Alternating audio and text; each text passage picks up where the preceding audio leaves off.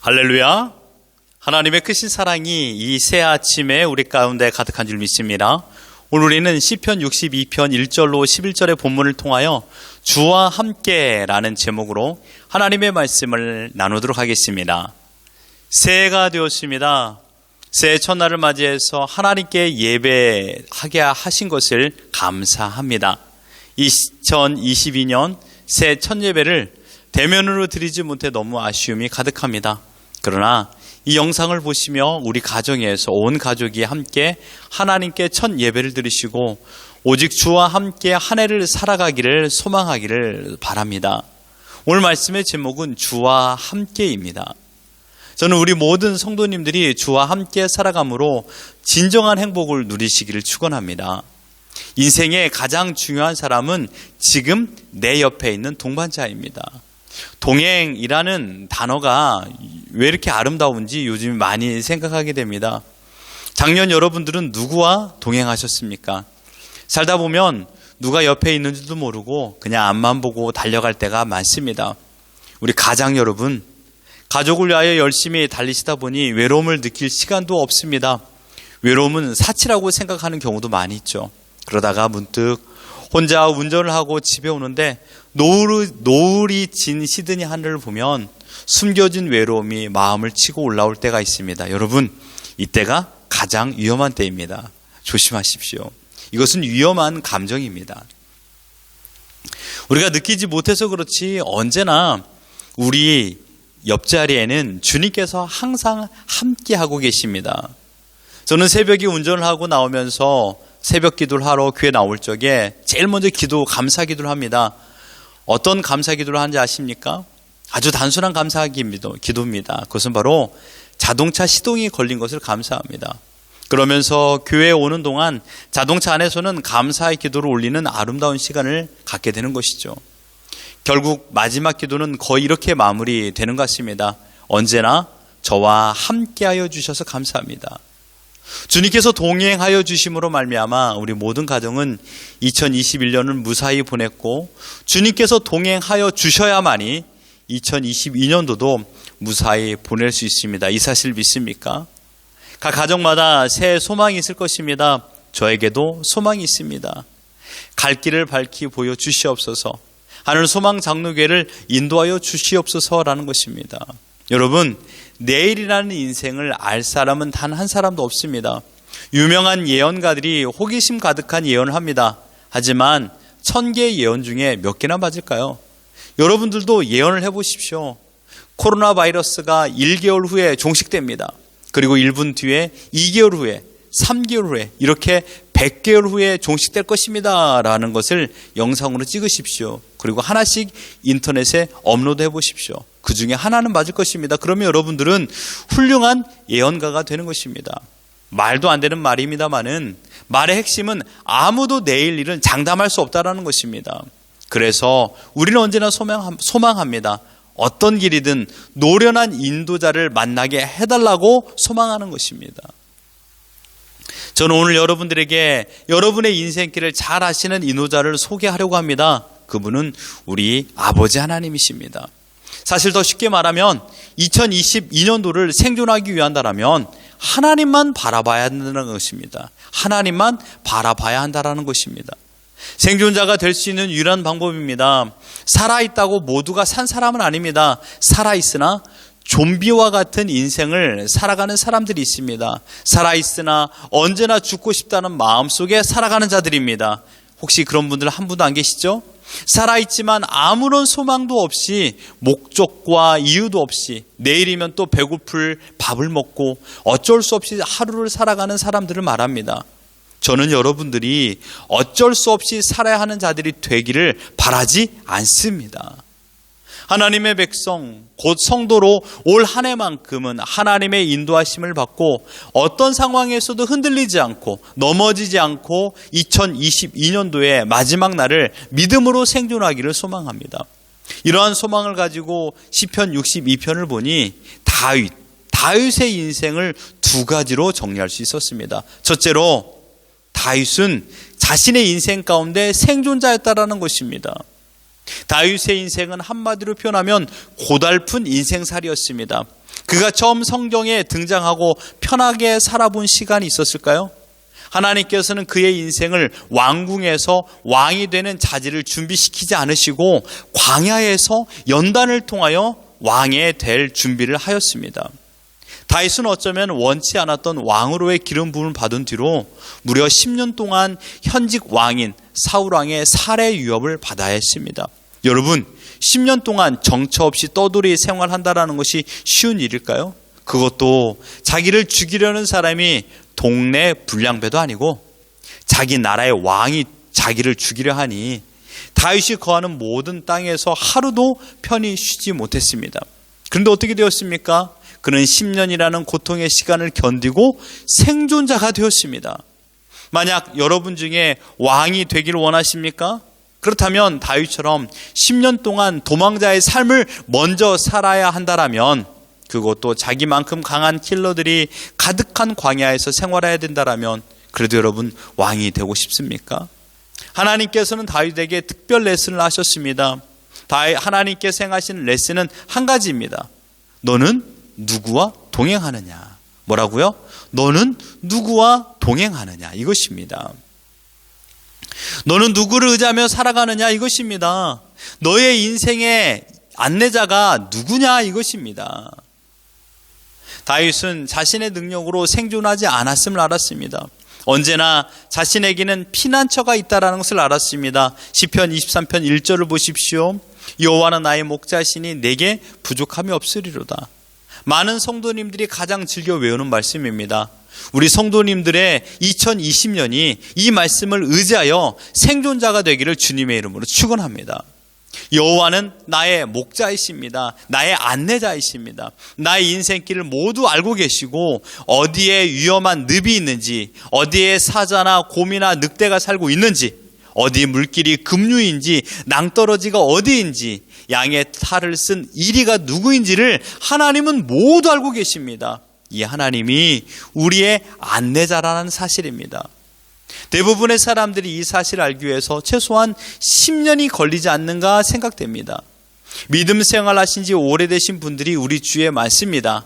하나님을 어릴 적부터 듣고 믿고 신앙생활 하였습니다. 하지만 하나님이 진정한 나의 안내자라는 사실을 진심으로 믿고 신뢰하고 있을까요? 지금 여러분들은 하나님이 나의 안내자라는 것을 믿습니까? 하나님이 나의 안내자라면 2021년도에 우리 가정이 왜 이렇게 됐습니까? 라고 말하실 분들도 계시죠? 하나님을 신뢰해야 됩니다. 묻고 싶습니다. 성도님들은 전적으로 하나님이 우리의 목자 되심을 믿습니까? 하나님께서 여러분의 인생을 책임지신다라고 믿습니까? 제가 지난주에 계속 기도하던 내용이 이거였습니다. 하나님을 믿는다고 하면서 내일 일을 염려한다라면 그것이 진정한 믿음일까요? 여러분들도 그런 고민하지 않았습니까? 하나님을 믿는다고 하면서 걱정하고 염려한다라면 전적으로 하나님이 나의 목자라고 믿는 것이 아닙니다. 믿음의 반대말은 안 믿음이 아닙니다. 믿음의 반대말은 걱정과 염려입니다. 혹시 여러분들이 걱정과 염려로 어젯밤을 뜬 눈으로 보내셨다면 여러분들은 믿음이 없는 것입니다. 하나님이 능력 있는 안내자, 곧 우리의 목자라는 것을 신뢰한다라면 목자가 인도하는 방향을 따라 걸어가면 그만입니다. 하나님께서 밤을 허락하여 주셨으면 편하게 자면 그만입니다. 그 걸음이 머무는 곳에는요, 푸른 초장과 쉴만한 물가가 있다라는 것입니다. 하지만 우리는 목자가 인도하여 주는 대로 걸어가면서 의심합니다. 확신하지 못합니다. 심지어 불평과 불만을 토로합니다. 사랑하는 성도 여러분, 믿음이란 무엇일까요? 내어 맡김입니다. 누구에게요? 나의 안내자에게요. 나의 목자에게 내 걸음을 내어 맡기는 것입니다. 지금 여러분의 상황을 여러분이 바꿀 수 있다라고 생각하십니까? 내가 노력하면 조금은 개선될 수 있습니다. 그러나 완전히 바뀌지 않습니다. 전적 신뢰는 지금 허락하신 그곳에서 원망과 불평 없이 맡겨진 일에 최선을 다하는 것입니다. 이것이 안내자, 곧 목자를 신뢰하고 믿는 태도입니다. 그러나 이러한 믿음의 행동이 하루아침에 되어지지 않는다라는 것입니다. 다윗도 목자 대신 하나님을 신뢰하는데 무려 10년이라는 시간이 걸렸습니다. 하나님께서는 약한 믿음을 책망하지 않습니다. 오히려 기다려주시고 소망하며 기도하는 자들에게 책망 대신 피난처를 제공하십니다. 다윗만큼 하나님의 피난처를 많이 이용한 사람은 없습니다. 본문 8절을 보십시오. 하나님은 우리의 피난처시로다. 사랑하는 성도 여러분, 명심하십시오. 우리에게는 하나님의 피난처를 이용할 수 있는 패스권이 있습니다. 그것은 다름 아닌 우리 주 예수 그리스도십니다. 제가 미국에 디즈니랜드를 간 적이 있습니다. 그곳에서 가장 후회한 것이 하나 있는데, 만약에 다시 간다라면 꼭 이것을 구입할 것입니다. 그것은 바로 패스권입니다. 최소한 2시간을 서서 너무나도 사람들이 많으니까 하나 코너를 이용하려면 2시간을 기다려야 됩니다. 그런데 패스권을 가지고 있으면 무작정 들어갈 수 있다는 것입니다. 피난처 되시는 하나님을 이용할 수 있는 패스권, 곧 우리 구주 예수 그리스도를 내 마음의 주인으로 모시고 살아간다면 우리는 언제나 특별히 어려움의 순간에 하나님께서 준비하신 피난처를 이용할 수 있습니다. 다윗이 생존자가 될 수 있었던 단 한 가지 이유는 피난처 되시는 하나님과 동행하였다라는 것입니다. 매일 함께하는 생활하니 어떠한 어려움이 와도 다윗에게는 하나님이라는 안전한 요새가 있었습니다. 오늘 본문 1절과 2절을 보십시오. 나의 영혼이 잠잠히 하나님만 바라미요 나의 구원이 그에게서 나오는도다. 오직 그만이 나의 반석이시요 나의 구원이시요 나의 요새이시니 내가 크게 흔들리지 아니하리로다. 아멘. 흔들릴 수는 있습니다. 그러나 크게 흔들리지 않습니다. 어떠한 바람이 불어온다 할지라도 잠잠합니다. 왜요? 하나님이 나의 피난처요 요새가 되어주시기 때문입니다. 5절과 6절도 동일한 의미의 말씀을 하고 있지 않습니까? 사랑하는 성도 여러분, 2022년도 올해가 생존자가 되기 위한 최고의 방법은 다른 게 아닙니다. 주와 함께 동행하는 것입니다. 뭐라고요? 주와 함께 동행하는 것. 내 힘으로 골리앗을, 내 힘으로 사울을 이길 수 없습니다. 오늘 우리는 새해부터 자기 선언을 해야 됩니다. 자기 선언을 해야 됩니다. 따라해 보십시오. 나는 아무것도 할 수 없습니다. 한 번 더요. 나는 아무것도 할 수 없습니다. 이것은 연약한 고백이 아닙니다. 하나님만을 전적 신뢰하는 믿음의 고백입니다. 우리는 아무것도 할 수 없는 연약한 존재입니다. 오직 주와 함께 있을 때 생존할 수 있음을 명심하십시오. 그래서 내 인생에 조금이라도 어려움이 생길 때마다 패스권을 사용하십시오. 하나님의 이름으로 기도하라는 것입니다. 일이 잘 됩니까? 교만해질 수 있습니다. 이때도 패스권을 사용하십시오. 마음에 염려와 근심이 생깁니까? 패스권을 사용하십시오. 다윗은 위기의 순간, 고통의 순간 언제나 패스권을 사용하면서 주와 함께, 하나님과 함께 하기를 소원했습니다. 다윗은 자신이 연약한 존재라는 것을 인생을 살면서 뼈저리게 알았기 때문입니다. 우리도 마찬가지입니다. 패스권을 사용하지 않는다라면 우리는 살 수 없습니다. 예수 그리스도 그 이름으로 하나님께 기도하십시오. 그때 우리는 생존자가 될 수 있습니다. 그리고 푸른 초장과 쉴만한 물가를 마음껏 누리는 복을 누릴 줄 믿습니다. 두 번째로 다윗은 항상 발전해 갔다라는 것입니다. 구원의 즉각성과 점진성이라고 표현할 수 있습니다. 다윗이 왕이 되고 나서 문제의 마침표를 찍었나요? 아무런 문제가 일어나지 않았습니까? 아닙니다. 계속적으로 끊임없는 인생의 문제 속에 살아갔습니다. 왕이 된다고 해서 그 다음날 해가 서쪽에서 뜨지 않습니다. 해는 언제나 동쪽에서 뜹니다. 우리가 목표를 하는 일을 이룬다고 해서 모든 것이 내 뜻대로, 내가 원하는 환경대로 바뀌지 않습니다. 변함없이 해는 동쪽에서 뜹니다. 하물며 사람 또한 바뀔까요? 그렇지 않습니다. 다윗은 왕이 된 이후에 더 많은 발전해 갔습니다. 즉 하나님을 더욱 알게 되었고 하나님을 신뢰하게 되었습니다. 하나님께서 함께 하신다는 즉각성을 알았지만 다윗은 하나님을 전부 알고 있는 것은 아니었습니다. 다윗이 처음부터 완성형 믿음을 가진 것은 아니었습니다. 다윗은 왕의 자질이 충분해서 왕이 된 것이 아닙니다. 왕이 된 이후에 왕으로 만들어져 갔습니다. 왕이 된 이후에 더 많은 발전 가능성이 있었던 사람이었습니다. 그래서 하나님께서는 지금보다 나은 모습으로 점진적 발전을 위하여 고난이라는 험난한 코스웍을 행하셨습니다. 11절을 보십시오. 하나님이 한두 번 하신 말씀을 내가 들었나니 권능은 하나님께 속하였다 하셨도다. 권능은 하나님께 속하였다라는 말을 하나님께서는 다윗에게 지속적으로 했다라는 것입니다.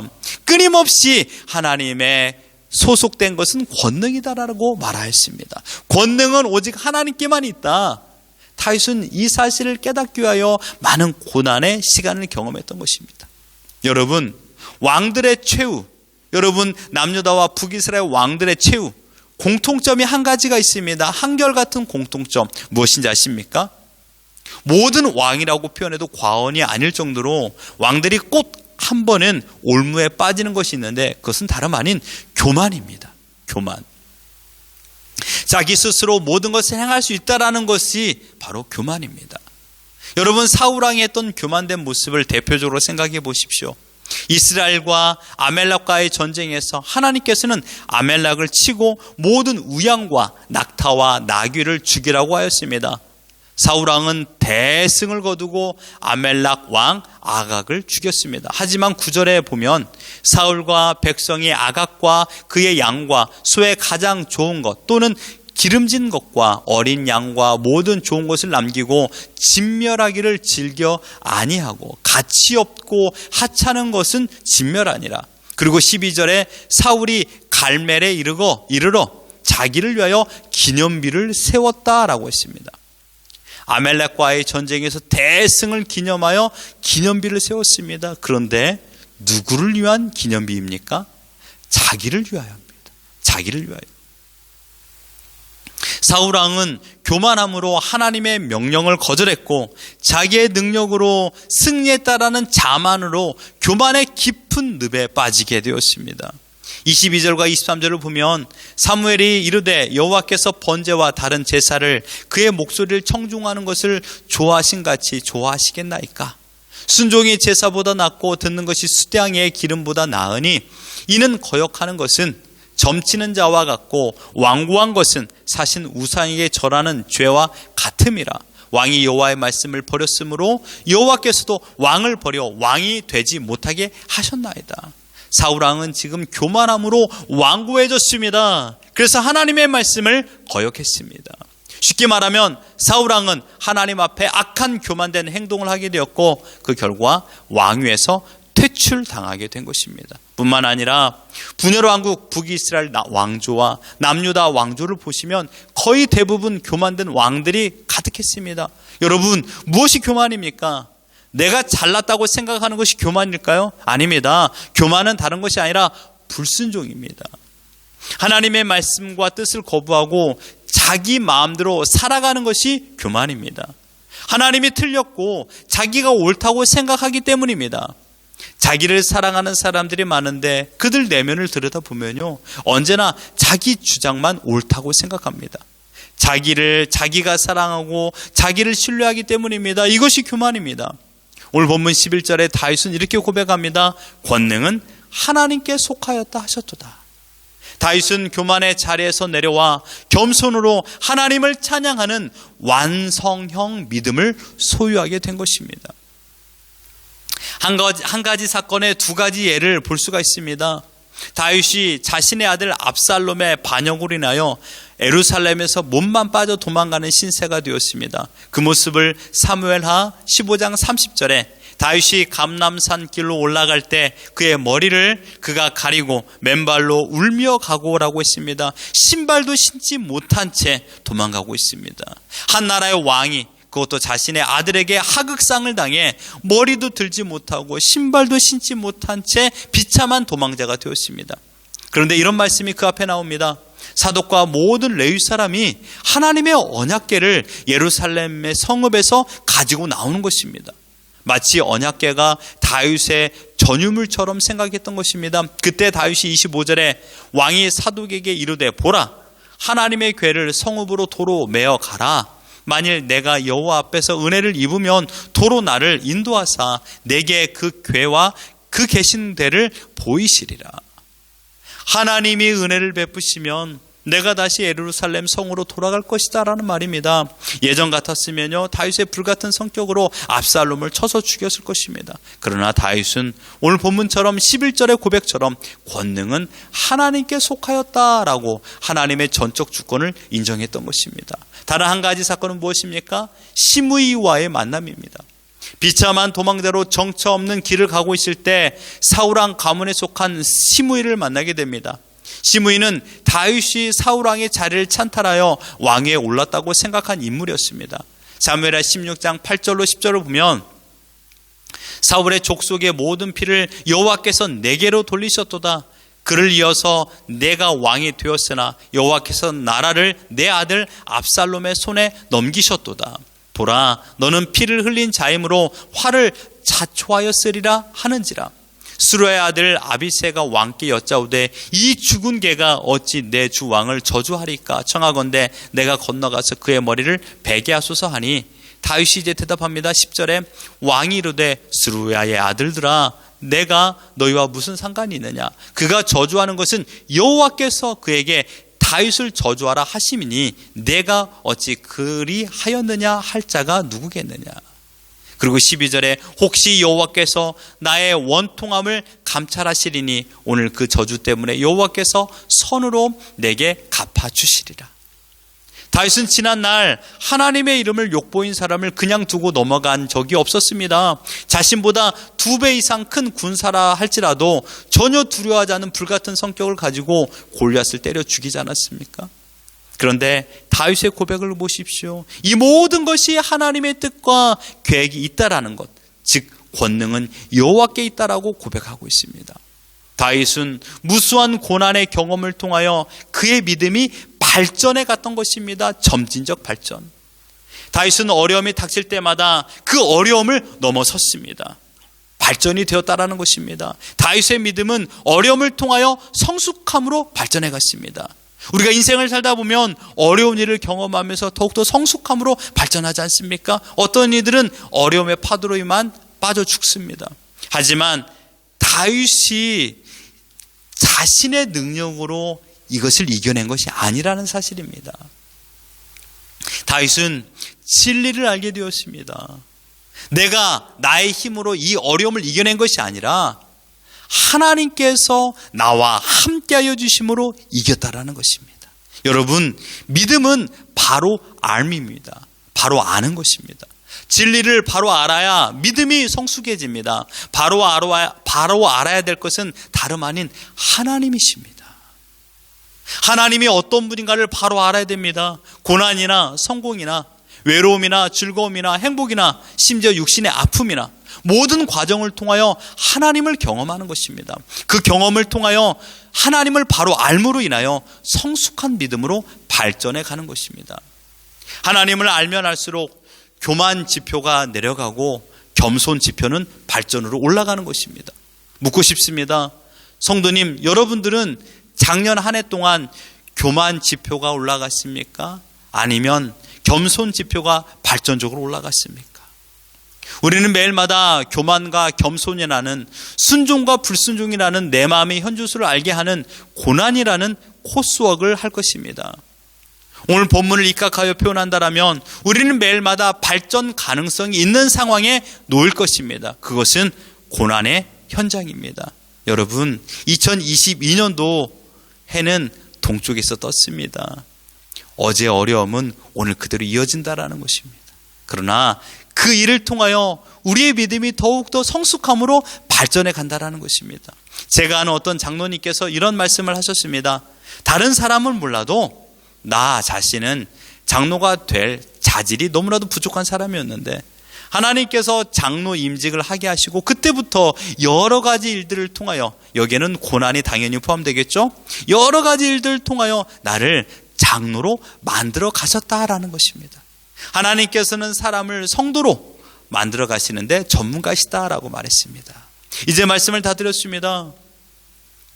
사랑하는 성도 여러분, 새 무엇을 소망하십니까? 여러분에게 새해 소망은 무엇입니까? 가정에 아픔이 없고 건강하고 경제적으로 어려움이 없는 윤택한 삶을 살고, 그래서 한 해 동안 평안하기를 소망하고 있는 것이 아닙니까? 모두가 궁극적인 소망은 평안입니다. 그런데요, 그 평안은 내 힘으로, 내 의지로 이룩할 수 있는 것이 아닙니다. 다윗의 인생에서 답을 주고 있습니다. 다윗은 생존자였습니다. 다윗은 점진적 발전했던 사람입니다. 혼자 스스로 가능한 것이 아니었죠. 어떻게 그가 생존자가 될 수 있었습니까? 어떻게 그가 발전 가능성이 있었던 사람이 될 수 있었습니까? 단 한 가지입니다. 주와 함께 했을 때, 주와 함께 하고 있을 때, 하나님과 동행할 때 생존자가 될 수 있었고, 주와 함께 있을 때 점진적 발전을 이룩하게 된 것입니다. 2022년 우리가 생존자로 또한 성숙한 믿음으로 발전해 갈 수 있는 방법은 오직 주와 함께 거할 때입니다. 여러분의 환난을 피할 피난처는 세상이 아닙니다. 세상에서 환난을 주는데 어떻게 세상이 피난처가 되겠습니까? 반석과 요새와 피난처는 오직 하나님이십니다. 오늘 본문 5절을 한 목소리를 읽겠습니다. 시작. 나의 영혼아 잠잠히 하나님만 바라라. 물은 나의 소망이 그로부터 나오는도다. 큰 소요와 요동치는 어려움이 찾아올 때마다 이 말씀을 기억하십시오. 잠잠히 하나님만 바라라. 뭐라고요? 잠잠히 하나님만 바라라. 이것이 우리가 2022년을 생존자로 살아갈 수 있고 성숙한 믿음으로 발전해 갈 수 있는 비결입니다. 하나님과 동행하십시오. 나의 목자 되시는 하나님을 바라보십시오. 나의 목자 앞으로 내가 앞서지 마십시오. 목자 뒤에 서 계십시오. 목자가 인도해 주신 대로 따라가십시오. 그게 주와 함께 동행하는 것입니다. 어떻게요? 원망과 불평하지 마시고요. 지금 여러분의 처해진 환경에서 육신이 공고하든지 건강하든지 부유하든지 가난하든지 상관없습니다. 지금 처한 환경에서 하나님의 말씀에 순종하며 살아가는 것, 이게 바로 주와 함께 동행하는 것입니다. 주와 함께 날아오르시는, 주와 함께 승리의 삶을 살아가는 2022년도가 되기를 예수 그리스도 이름으로 축원합니다.